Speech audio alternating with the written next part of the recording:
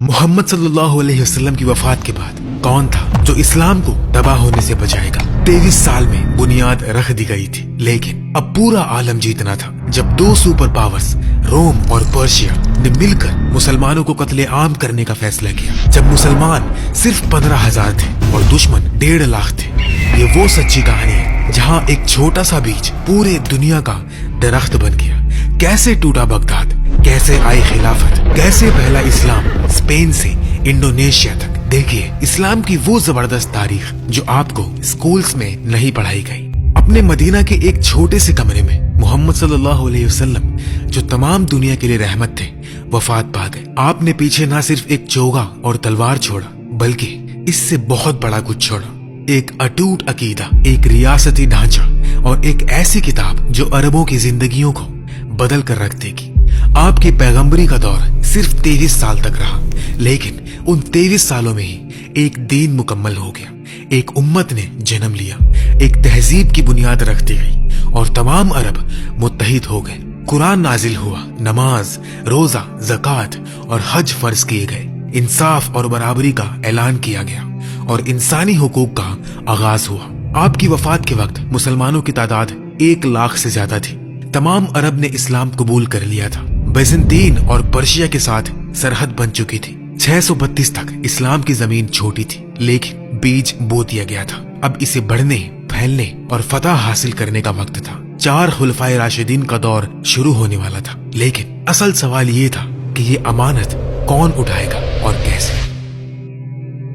नबी सल्लल्लाहु अलैहि वसल्लम की वफात पा जाने के बाद मदीना में हैरानगी फैल गई। अंसार और मुहाजिरीन अभी तक किसी नाम पर मुत्तफिक नहीं थे। बाहर के कबाइल जो नए नए मुसलमान हुए थे वो भी हथियार बंद हो गए।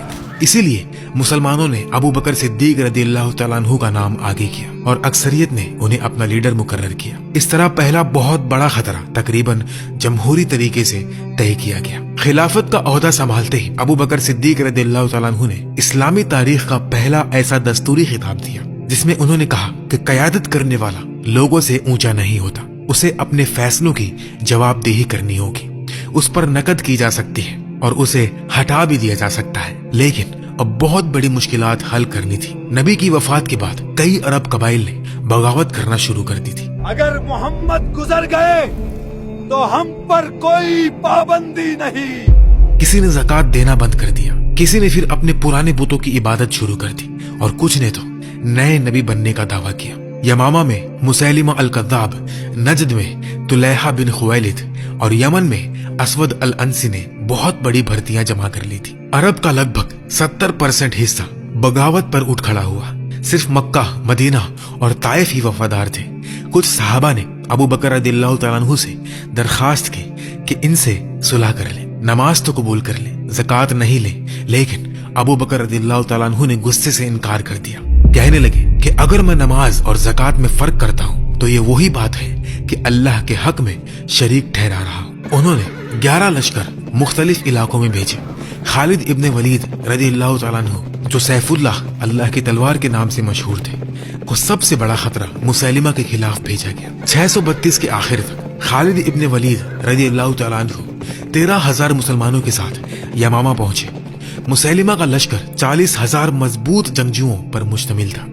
पहले हमले में मुसलमान पीछे हट गए। दूसरे हमले में भी इस जंग में 700 मुसलमान शहीद हुए, जिनमें से 360 हाफिजे कुरान भी थे। आखिरकार मुसलमानों की फतह हुई, लेकिन बहुत बड़ी कुर्बानी की बात। इस कुर्बानी से कुरान के गुम जाने का खतरा पैदा हो गया। इसीलिए अबू बकर रदियल्लाहु तआला अन्हु के अहकाम पर कुरान को एक किताब की शक्ल में जमा किया गया। तकरीबन 20 साल बाद हजरत उस्मान रदियल्लाहु तआला अन्हु के दौर में इसकी नकल उतार कर पूरी इस्लामी आलम में तकसीम कर दी गई। अबू बकर सिद्दीक रदियल्लाहु तआला अन्हु की सबसे बड़ी कामयाबी ये थी कि उन्होंने इस्लाम को बिखरने से बचा लिया और अरब फिर से एक जमा हो गया। अबू बकर रदियल्लाहु तआला अन्हु की वफात से कब्ल शाम और इराक के मैदान खुल चुके थे और फतुहात आने लगी थी। 634 में अबू बकर रदियल्लाहु तआला अन्हु की वफात पर उमर बिन खत्ताब रदियल्लाहु तआला अन्हु क़यादत की कुर्सी पर बैठे। उमर फारूक रदियल्लाहु तआला अन्हु के दौर में इस्लाम एक इलाकाई कुव्वत से बदलकर एक आलमी कुव्वत बन गया। ये फैलाव इत्तेफाकी नहीं था। बैजेंटीन और पर्शिया की सल्तनतें सालों से आपस में लड़ रही थी, लोग गरीब थे, बहुत ज्यादा टैक्स लगा दिया गया था और मजहब को दबाव का जरिया बनाया गया था। इस्लामी लश्कर जब आए तो कई जगह उनका इस्तेकबाल न कि मुकाबले के तौर पर बल्कि आराम के तौर पर किया गया। जंगे फिराज 634 में बहुत अहम थी। इसमें पहली मर्तबा दो सुपर पावर्स पर्शिया और रोम ने मिलकर मुसलमानों का मुकाबला किया। 70,000 फारसी, 80,000 रूमी और अरब ईसाई मिलाकर 1.5 लाख का लश्कर था। मुसलमान सिर्फ 15,000 थे। खालिद बिन वलीद रज़ियल्लाहु तआला अन्हु ने रात को हमला किया, फारसी खैमे को आग लगा दी और रोमियों में खौफ पैदा कर दिया। सुबह तक मुसलमान फतहयाब हो गए। दुश्मन के 1 लाख अफराद मारे गए जबकि मुसलमान के सिर्फ 500 शहीद हुए। फारसी फ्रंट टूट गया। इसी वक्त सीरिया का फ्रंट आगे बढ़ रहा था। रोम ने एक अजीम लश्कर जमा किया, 2 लाख प्रोफेशनल सिपाही। खालिद ने अपने लश्कर को चंद ग्रुप्स में तकसीम किया। यरमूक नदी के करीब 40,000 मुसलमानों ने 2 लाख रोमियों का मुकाबला किया। जंग 6 दिन चली। 6वें दिन आंधी आई, गर्द के बादल आसमान पर छा गए। रूमी लश्कर कुछ देख नहीं पा रहा था। मुसलमानों ने आंधी को पीठ देकर हमला किया। रोमियों को नदी की तरफ ढकेल दिया गया। खौफ फैल गया। भागने की कोशिश में बहुत से डूबकर मर गए। रोम का लश्कर तबाह हो गया। रोमियों के 70,000 मारे गए, 40,000 भाग गए या गिरफ्तार कर लिए गए। मुसलमानों के 4,000 शहीद हुए। रूमी बादशाह हरक्यूलिस ने शाम की तरफ देखते हुए आंसू बहाया और कहा, अलविदा शाम, तू एक खूबसूरत सरजमीन थी। बैतुल मुकद्दस की फतह पर उमर फारूक रज़ियल्लाहु तआला अन्हु अपने नौकर के साथ सफर कर रहे थे और वो एक ऊंट पर बारी बारी सवार हो रहे थे। बैतुल मुकद्दस के करीब पहुंचे तो नौकर की बारी थी, इसलिए उमर फारूक रज़ियल्लाहु तआला अन्हु पैदल चलते हुए शहर में दाखिल हुए जबकि उनका नौकर ऊंट पर सवार था।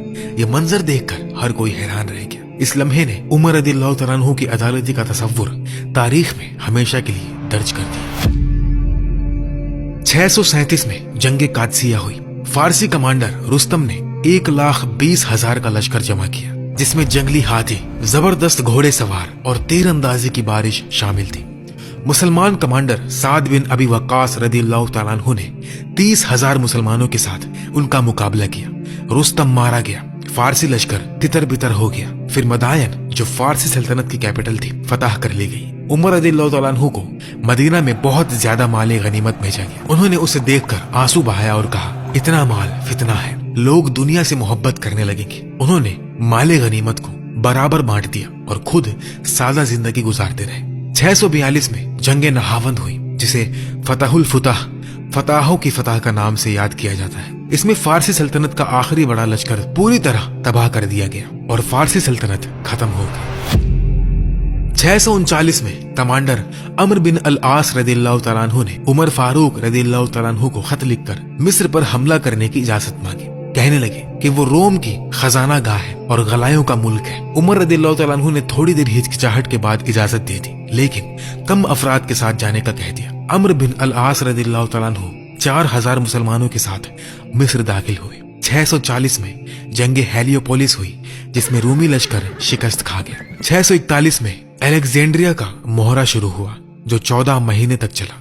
आखिरकार शहर ने सरेंडर कर दिया और मिस्र मुसलमानों के कब्जे में आ गया। इस दौर में लगभग 55 लाख स्क्वायर किलोमीटर पर इस्लामी हुकूमत कायम हो चुकी थी। 644 में नमाज फज्र के दौरान उमर फारूक रज़ियल्लाहु तआला अन्हु को एक फारसी गुलाम ने पीछे से छुरा घोंपकर शहीद कर दिया। ये फारसी सल्तनत के खत्म होने का इंतकाम था।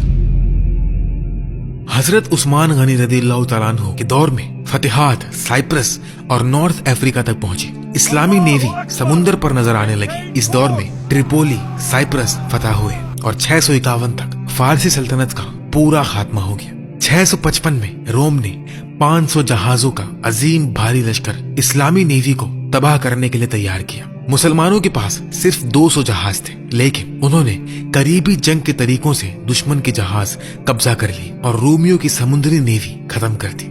हजरत उस्मान गनी रज़ियल्लाहु तआला अन्हु की सबसे बड़ी खिदमत ये थी कि उन्होंने अबू बकर रज़ियल्लाहु तआला अन्हु के दौर में जमा किए गए कुरान की तहरीरों की नकल उतारकर पूरे आलम में भेज दिया, जिससे अकीदा और नजरिया में वहदत कायम हुई। लेकिन हजरत उस्मान रदियल्लाहु तआला अन्हु के नर्म मिजाजी और अपने कबीले बनु उमैया के लोगों को अहम ओहदों पर मुकर्रर करने के अमल ने मुआशरे में बेचैनी पैदा कर दी। बाहर से आने वाले बागियों ने मदीना में हजरत उस्मान रदियल्लाहु तआला अन्हु के घर का मुआशरा कर लिया। हजरत उस्मान रदियल्लाहु तआला अन्हु कुरान की तिलावत कर रहे थे कि बागियों ने उन्हें शहीद कर दिया।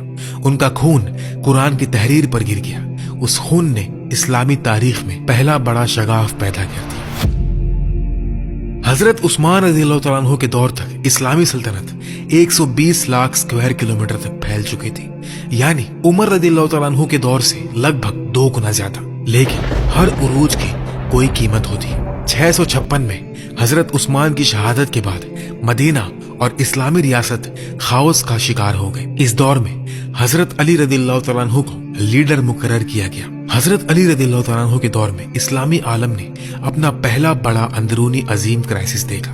सियासी तकसीम, कत्ल और खारजियों की लड़ाई इस दौर की पहचान बनी। एक तरफ हजरत आयशा रदियल्लाहु तआला अन्हा, तलहा रदियल्लाहु तआला अन्हु और जुबैर रदियल्लाहु तआला अन्हु जो हजरत उस्मान के कातिलों को सजा दिलवाने के मुतालिब थे, इसी से जंग जमाल हुई। दूसरी तरफ मुआविया इब्ने अबी सुफियान थे जो शाम के गवर्नर थे और हजरत अली रदियल्लाहु तआला अन्हु की खिलाफत के मुखालिफ थे। इसी से जंग सिफ़ीन हुई। जंग जमाल बसरा के करीब हुई, जिसका नाम हजरत आयशा रदियल्लाहु तआला अन्हा के ऊंट जमाल पर रखा गया, जिसके गिर्द लड़ाई मरकज थी। इस जंग में हजरत अली रदियल्लाहु तआला अन्हु को फतह हुई और हजरत आयशा रदियल्लाहु तआला अन्हा को एहतराम के साथ मदीना भेज दिया गया। जंग सिफ़ीन में हजरत अली के 90,000 सपोर्टर और मुआविया के 1,20,000 सपोर्टर शामिल थे। लड़ाई के दौरान जब मुआविया की फौज पर शिकस्त नजदीक आ रही थी तो उन्होंने अपने नेज़ों पर कुरान की मुसहफें उठा ली और कहने लगे कि अल्लाह की किताब के बीच फैसला होगा।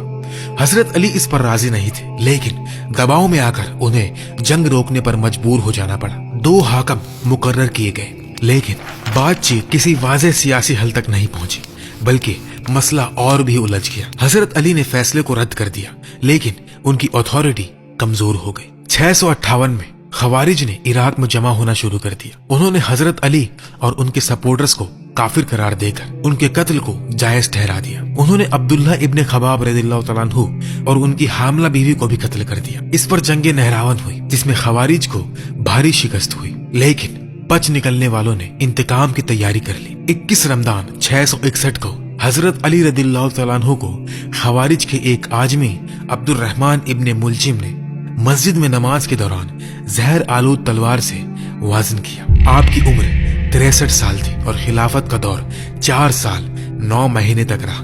इस दौर में न कोई सुकून, न कोई अमन, सिर्फ फितना और क्राइसिस था। लेकिन हजरत अली रदियल्लाहु तआला अन्हु को इस्लाम के अजीम हीरोज में याद किया जाता है, उनकी अदालत, उनकी बहादुरी, उनका इल्म और उनकी इबादत गुजारी के लिए। हजरत अली की शहादत के साथ 4 खुलफाए राशिदीन अबू बकर, उमर, उस्मान, अली रदियल्लाहु तआला अन्हुम के दौर का इख्तिताम हुआ। ये 29 साल का दौर एक आईना है जो इस्लाम की खालिस तरीन सूरत भी दिखाता है और इंसानी हिर्सो हवास किस तरह अजीम तबाही ला सकती है। ये भी रियासत बढ़ चुकी थी, दौलत आ चुकी थी, लेकिन नबी सल्लल्लाहु अलैहि वसल्लम के सादा और आदिल दुनिया का ख्वाब ताकत और हुकूमत के पांव तले पिसने लगा था। ये दौर 661 में मुआविया इब्ने अबी सुफियान की खिलाफत से शुरू हुआ, जहां खिलाफत एक सल्तनती खानदानी निजाम में बदल गई। कैपिटल अब मदीना मुनव्वरा नहीं बल्कि दमश्क था, जो रोम की विरासत पर बनाई गई एक अजीम शहर थे। तकरीबन 1 सदी तक बनु उमैया ने इस्लाम का परचम अटलांटिक ओशन से लेकर सेंट्रल एशिया की गहराइयों तक ले गया, लेकिन इस वसूअत की कीमत अखलाकी और सियासी तौर पर भारी थी। 680 का दौर और करबला की जंग इस्लामी तारीख का सबसे दर्दनाक और अंधेरा वारक है। मुआविया ने अपने मौत से कबल अपने बेटे यजीद को अपने वली अहद मुकर्रर करके नबी के शुरा के उसूल को सबसे बड़ा धोखा दिया। नबी के नवासे हजरत हुसैन रदियल्लाहु तआला अन्हु ने जुल्म के आगे झुकने से इनकार कर दिया। फुर्रात नदी के किनारे प्यास और मोहरे के दिनों के बाद इस्लामी तारीख की एक बड़ी ट्रेजेडी हुई, हजरत हुसैन और उनके 72 साथियों की शहादत। इस वाक़ये ने इस्लामी आलम को सुन्नी और शिया के सियासी और मजहबी कैंप्स में तकसीम कर दिया और दौलत उमाविया की लेजिटिमेसी को हमेशा के लिए नुकसान पहुंचाया। अंदरूनी इख्तलाफात के बावजूद दौलत उमाविया ने एक ना रुकने वाली कुव्वत बन गई थी। 711 में तारिक बिन जियाद ने जबल तारिक को पार किया और अपने जहाज जला दिए, जिससे विसिगोथ किंगडम का खात्मा हुआ और अंदलूस स्पेन की तहजीब की बुनियाद पड़ी। सेंट्रल एशिया और इंडिया में कुतैबा इब्न मुस्लिम और मोहम्मद इब्न कासिम की क़ियादत में इस्लाम ट्रांसोजियाना और हिंद के दरवाजों तक पहुंच गया। दौलत उमाविया की सरहदें अपने अजीम तरीन हद तक पहुंची।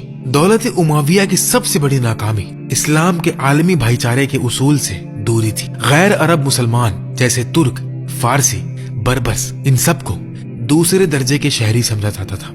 इस कौमी तफरीक ने इस्लाम के फैलाव को धीमा कर दिया और मकबूजा कौमों में गहरा गुस्सा पैदा किया। अरब नेशनलिज्म ने इस्लाम की इब्तिदाई अदालत की जगह ले ली, जिससे अंदरूनी जवाल पैदा हुआ। इस अंधेरी तस्वीर में उमर इब्ने अब्दुल अजीज रहमतुल्लाह अलैह नाम का एक रोशनी का मीनार नजर आया, जिन्हें अक्सर कुछ लोग 5वें खलीफा भी कहते हैं। सिर्फ 2.5 साल के दौर में उन्होंने मवाली निजाम खत्म किया, टैक्स में इंसाफ वापस लाया, महल की तफरीहत पर पाबंदी लगाई और हजरत अली रदियल्लाहु तआला अन्हु के खानदान के खिलाफ जुल्म को खत्म किया। उनकी हुकूमत ने फसाद के दौर में लोगों के एतबार वापस हासिल किया। इसी दौर में हसन अल बसरी रहमतुल्लाह अलैह जैसे अजीम उलमा उठे और हदीस जमा करने का आगाज हुआ। दौलत उमाविया के जुल्म के खिलाफ गुस्सा खुरासान में अबू मुस्लिम की क़ियादत में एक बड़ी बगावत में बदल गया, जिसका नारा अहले बैत के लिए इंसाफ था। सियाह झंडों वाले लश्करों ने जाब नदी के किनारे दौलत उमाविया को शिकस्त दी। सिर्फ एक शहजादा अब्दुर्रहमान बचकर स्पेन पहुंचा, जहां उसने दौलत उमाविया अल अंदलूस कायम की और यूरोप में इस्लाम की रोशनी को जिंदा रखा। दौलत उमाविया का दौर अजीम फतहात और वसाअत की दास्तान है, लेकिन साथ ही इंसाफ और भाईचारे से दूरी की भी दास्तान है। इस्लाम जिस्मानी तौर पर तो फैला, लेकिन रूहानी तौर पर गहरी तफरीक का शिकार हुआ। दौलत उमाविया के खत्म होने के बाद इस्लाम का मरकज दमश्कस से बदलकर बगदाद आ गया। बनु अब्बास ने इस्लाम को एक अरब मजहब की बजाय तमाम इंसानियत के लिए एक तहजीब के तौर पर पेश किया। इस कॉस्मोपॉलिटन नजरिए ने इस्लाम के तारीख के अजीम तरीन इल्म और तहजीबी दौर का आगाज किया। इस्लाम अब तलवार से ज्यादा ईमानदार सौदागरों, दानिशमंद उलमा और बर्दाश्त करने वाली हुकूमत के जरिए फैलना शुरू हुआ। 751 की जंग तलस एक अहम मौका था। चीन के खिलाफ लड़ते हुए तुर्क फौजों ने मुसलमानों का साथ दिया। इसके बाद तुर्क बहुत बड़ी तादाद में मुसलमान होना शुरू हुए। बनु अब्बास ने तुर्क सिपाहियों की इलीट यूनिट्स बनाई और इसी मकसद के लिए समर्रा जैसा शहर बसाया। ईरान और सेंट्रल एशिया में फारसी तहजीब इस्लाम के साथ इतनी गहराई से मिल गई कि इब्ने सिना, अल फराबी, अल खवारिज़मी जैसे अजीम दिमाग पैदा हुए। मुस्लिम सौदागर इस्लाम को अफ्रीका और इंडोनेशिया और मलेशिया तक ले गए। अब इस्लाम रेगिस्तान, दश्त, जंगल और समुंदर पार पहुंच चुका था। खलीफा मंसूर और फिर हारून अल रशीद के दौर में बैतुल हिकमा दुनिया का अजीम तरीन इल्म का मरकज बना। यहाँ ग्रीक फलसफा, हिंदसी हिसाब, मिस्री ज्योमेट्री और फारसी अदब का अरबी तर्जुमा हुआ। एक बहुत बड़ा इल्मी इनकलाब आया। अल खवारिज़मी ने जीरो और अलजेब्रा का आगाज किया। इब्ने सिना का कैनन ऑफ मेडिसिन यूरोप में 600 साल तक पढ़ाया गया। अल बिरूनी ने जमीन की गर्दिश का अजीम दर्जे तक ठीक हिसाब लगाया। जब यूरोप में बात हो रही थी कि जमीन चपटी है या गोल, मुस्लिम उलमा सितारों के नक्शे बना रहे थे और ऑप्टिक्स के कवानीन लिख रहे थे। हारून अल रशीद ने यूरोप के बादशाह चार्ल मैग्ने के साथ डिप्लोमेटिक ताल्लुकात कायम किया और उसको एक घड़ी, मैकेनिकल क्लॉक भेजी। यूरोप वालों ने इसे जादू समझा। कागज, बारूद और अकली सोच, ये वो दौर था जब इस्लामी तहजीब दुनिया की क़यादत कर रही थी। वक्त गुजरने के साथ बनु अब्बास की सियासी कुव्वत कमजोर होती गई और फौजी गवर्नर्स की कुव्वत बढ़ती गई। इस कमजोरी ने मशरिक से एक खतरनाक कुव्वत को दौलत दी। 1258 में हलाकू खान बगदाद दाखिल हुआ। कुतुब खानों को जला दिया गया, बैतुल हिकमा तबाह कर दिया गया, किताबें तिग्रिस नदी में फेंक दी गई। कहते हैं कि नदी का पानी सियाह इंक से काला हो गया था। खलीफा मुस्तसिम बिल्लाह को कत्ल कर दिया गया। दौलत अब्बासिया का सियासी खात्मा हो गया, लेकिन तारीख ने आखिरी हैरत अंगेज मौका दिया। बहुत से मंगोल्स आखिरकार मुसलमान हो गए और इस्लाम के नए मुहाफिज बन गए। बगदाद तबाह हो गया, लेकिन इस्लाम सल्जूकियों के जरिए अनातोलिया में और ममलूकों के जरिए मिस्र में जिंदा रहा। उस्मान गाजी ने 1299 में सऊद में जो बुनियाद रखी वो गजा और जिहाद की रूह से तेजी से बढ़ने लगी। दौलत उस्मानिया की कामयाबी सिर्फ जंगी कुव्वत पर नहीं बल्कि उनकी दिलजीत और मकबूजा जमीन वालों के साथ बर्दाश्त की पॉलिसी पर भी थी। सल्तनत उस्मानिया ने इस्लाम की जुग्राफियाई पहुंच को नामुमकिन हद तक ले गए। सल्तनत उस्मानिया की तरक्की के साथ इस्लाम Serbia, Bulgaria, Greece, Albania, Bosnia और हंगेरी में दाखिल हुआ। खास तौर पर बोस्नियाक्स और अल्बेनियंस बहुत बड़ी तादाद में मुसलमान हुए और यूरोप के अंदर मजबूत मरकज बन गया। 29 मई 1453 की सुबह वो अजीम तोपों ने जो दीवारें पर गिरी सिर्फ एक शहर ही तबाह नहीं किया बल्कि एक पूरा दौर खत्म कर दिया। सुल्तान मोहम्मद फतह एक 21 साल के जीनियस जहाजों को जमीन पर से गुजार कर नामुमकिन को मुमकिन कर दिखाया। कुस्तुनतुनिया की फतह वो वादा था जो मोहम्मद सल्लल्लाहु अलैहि वसल्लम ने सालों पहले किया था और अब पूरा हो गया। इस फतह के साथ इस्लाम अब एक मशरिकी मजहब नहीं रहा बल्कि अब वो दुनिया के मरकज में मशरिकी रोम के तख्त पर बैठ गया था। सुल्तान मोहम्मद फातेह का ख्वाब इस्तांबुल से आगे था। उनका मकसद रोम और वेटिकन पर इस्लाम का झंडा लहराना था। इटली में ओतरेंतो का मोहरा इसी ख्वाब का पहला कदम था, लेकिन उनकी जिंदगी इसे पूरा करने के लिए काफी नहीं थी। सुल्तान सलीम ने सिर्फ 8 साल की हुकूमत में एक सदी का काम कर दिखाया। उन्होंने चैल्डियन में सफाविद खतरे को खत्म किया, फिर ममलूकों को शिकस्त देकर खुद को खलीफा मुकर्रर कर लिया और मक्का व मदीना की मुकद्दस असरात को इस्तांबुल लाए। उनके बेटे सुल्तान सुलेमान कानूनी ने इस कुव्वत को अपनी आला हद तक पहुंचाया। जब इस्लामी झंडा वियना के दरवाजे तक पहुंचा तो यूरोप लरज उठा। अगर वियना गिर गया होता तो कोई कुव्वत इस्लामी फौजों को रोक नहीं सकती थी। फ्रैंकफर्ट, पेरिस और लंदन भी इसकी पहुंच में आ जाते। सुल्तान सुलेमान कानूनी के दौर में इस्लाम न सिर्फ जंग में बल्कि कानून और फन में भी अपने अजीम दौर में था, इसीलिए उन्हें कानूनी कहा जाता है। समंदर पर बारबारोस पाशा और आर्किटेक्चर में मीमार सिदान के जरिए इस्लाम की अजीमियत तारीख में मुहर्रिक हो गए। बल्कन्स में सल्तनत उस्मानिया का आना वहां के किसान लोगों के लिए आराम का बाइस बना जो फ्यूडल जुल्म से तंग आ चुके थे। ईसाई आबादी ने सल्तनत उस्मानिया के अदालती निजाम को तरजीह थी, जहां कम लोग और मजहबी आजादी थी। मदारिस, इमारत, लंगर खाने और स्कूल्स के जरिए इस्लाम यूरोप में सिर्फ एक हुकूमती निजाम नहीं बल्कि एक मुकम्मल जिंदगी का तरीका बन गया। सल्तनत उस्मानिया ने इस्लाम को एक आलमी निजाम में बदल दिया। 16वीं सदी में एक मुसलमान मोरक्को से इंडोनेशिया तक एक ही कानून, एक ही सिक्का और एक ही एहतराम के साथ सफर कर सकता था। ये इस्लाम की तारीख का अजीम तरीन सियासी इत्तेहाद था। ये थी वो जंग, वो कुर्बानियां और वो इम्तिहान जिससे गुजरकर आज हमारा इस्लाम दुनिया के कोने कोने तक पहुंचा है। अगर आपको हमारी मेहनत पसंद आई तो इस वीडियो को एक लाइक जरूर करें और चैनल को सब्सक्राइब करना ना भूलें।